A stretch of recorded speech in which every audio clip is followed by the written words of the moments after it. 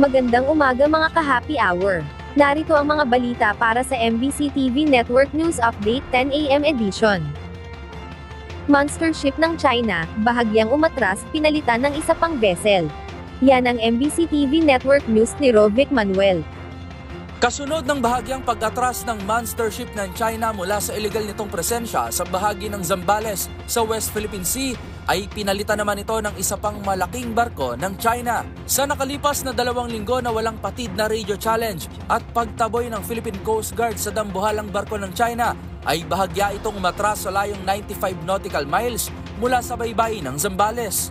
Bagamat bahagyang lumayo, pumalit naman ang isa pang vessel na CCG-3304 dakong alas 9 kagabi sa layo namang 65 nautical miles. Ayon sa PCG, may sukat na higit 100 metrong haba at 46 metrong lapad ang pumalit na barko na mas malaki pa rin sa BRP Gabriela Silang ng Pilipinas na matinag na nakabantay.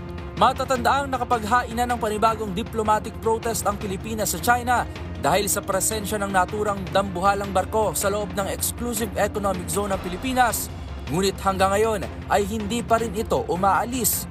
Sa kabila nito, patuloy pa rin ang pagtataboy at pagbabantay ng PCG sa ilegal na pagpasok ng barko ng China sa ating teritoryo. Para sa MBC TV Network News, ito si Rovic Manuel ng DZRH TV, una sa Pilipinas, una sa Pilipino.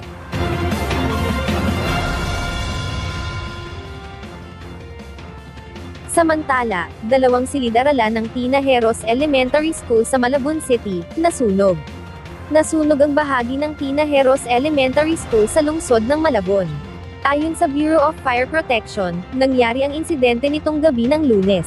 Nadamay ang 2 silid-aralan, isang storage area at isang palikuran sa ikatlong palapag ng paaralan. Unang itinaas sa ikalawang alarma ang sunog at ito ay kanilang naapula ng mahigit 2 oras. Inaalam pa ng mga otoridad kung ano ang pinakasanhi ng nasabing sunog sa lugar. At yan ang mga balita para sa MBC TV Network News Update 10 AM edition. Abangan ang mga susunod na balitaan mamaya para sa 11 AM edition.